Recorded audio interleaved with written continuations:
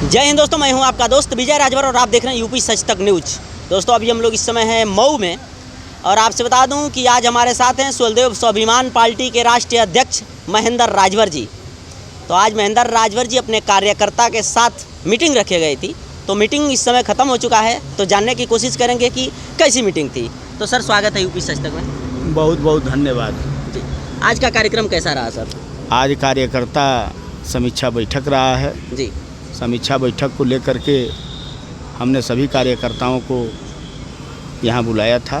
जी। अब बुला करके फिर काम करने के लिए संगठन कैसे हम लोगों का आगे और मजबूत होगा, इसके लिए सभी लोगों को पार्टी की तरफ से जानकारी दी गई। जी, यादव कह रहे थे कि पूरे राजभर समाज हमारे साथ हो चुका है इस समय, तो उस समय अरविंद राजभर कह रहे थे कि अगर राजभर समाज उनके साथ है तो कहीं पे कार्यक्रम करके देख लें कि कितना राजभर उनके साथ आ रहा है। अरे जितना राजभर उनके साथ कार्यक्रम में आते हैं उतना तो मैं कहीं रोड पे खड़ा हो जाऊँ तो उससे ज़्यादा भीड़ हो जाती है।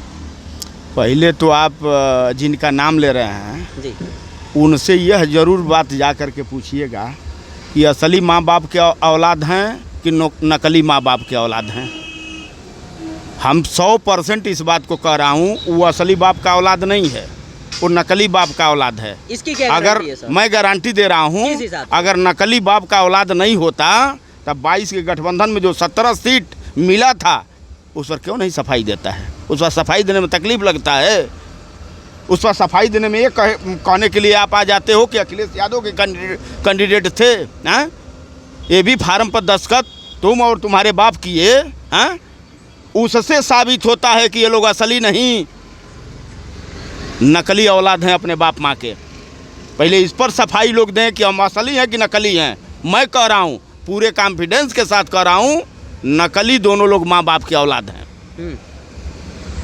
सर अभी इस समय एक भारतीय जनता पार्टी के ही कार्यकर्ता हैं, रसड़ा चीनी मिल के चेयरमैन, बिहार में बारात के दौरान गए थे और वहाँ पे एक महिला के साथ अश्लील हरकत करते हुए उनका वीडियो सोशल मीडिया पे काफ़ी तेज़ी से वायरल हो रहा है। क्या कहेंगे ऐसे नेताओं को?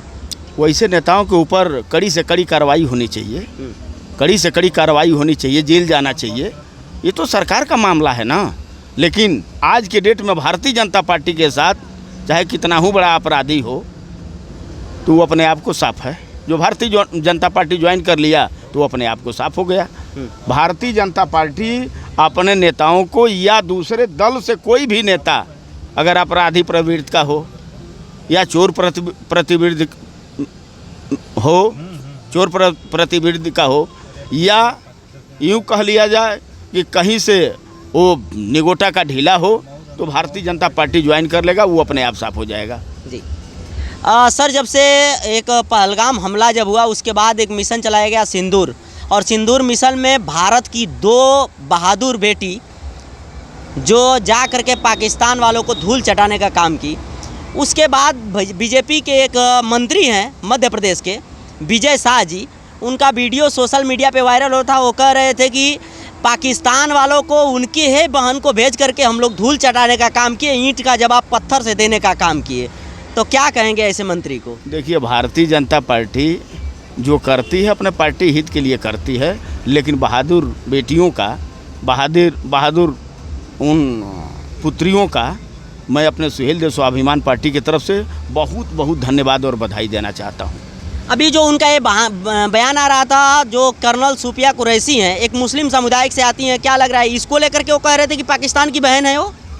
देखिए, भारतीय जनता पार्टी के लोग अपने दल के संगठन को कैसे जिंदा रखेंगे, हमेशा झूठ पर झूठ, हमेशा, चाहे जब भी देखे होंगे, चाहे मुख्यमंत्री जी का बयान आता हो, चाहे देश के प्रधानमंत्री जी का बयान आता हो, चाहे देश के गृह मंत्री जी का बयान आता हो।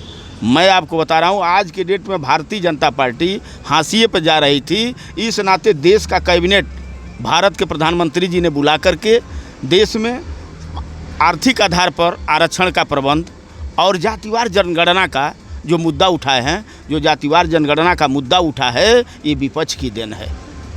विपक्ष नहीं अगर इस पर आवाज़ को बुलंद करता तो देश के पंचायत में, कैबिनेट में ये पास नहीं होता कि जातिवार जनगणना हो। ओम प्रकाश राजभर कह रहे हैं कि इसके लिए सबसे ज़्यादा लड़ाई मैं लड़ा हूँ, तब जा करके जातीय जनगणना का प्रधानमंत्री जी ऐलान किए हैं।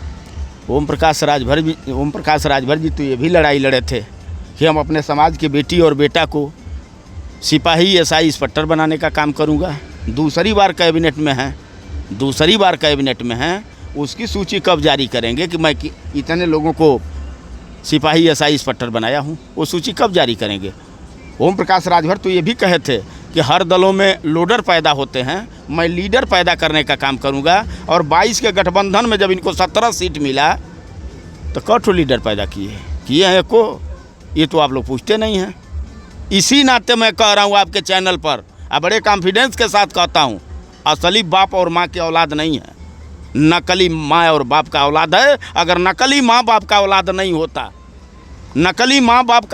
होता तो हजारों नौजवानों के जवानी को बर्बाद करने का काम किया, हजार नौजवानों के जवानी को बर्बाद करने का काम किया। लाखों कार्यकर्ताओं की कुर्बानी एक झटके में ख़त्म करने का काम किया। इस नाते मैं कह रहा हूँ वो नकली माँ बाप का औलाद है। अभी बिहार विधानसभा चुनाव में ओम प्रकाश राजभर काफ़ी गर्दा मचाते हुए नजर आ रहे हैं, तो क्या आपकी पार्टी भी बिहार में चुनाव लड़ेगी? अभी इंडिया गठबंधन में जहाँ तक जाना होगा हम लोग भी चलेंगे। ऐसा नहीं है कि हम लोग इंडिया गठबंधन से दूर रहेंगे। बिहार में सुहेलदेव स्वाभिमान पार्टी कितना सीट मांग रही है? सुहेलदेव स्वाभिमान पार्टी चुनाव होने दीजिए, चुनाव का अधिसूचना जारी होने दीजिए। हम लोग भी कोशिश करेंगे कि हम लोगों के भी कैंडिडेट बिहार में रहें। जी चलिए सर, चैनल में समय दिए बहुत बहुत धन्यवाद। धन्यवाद।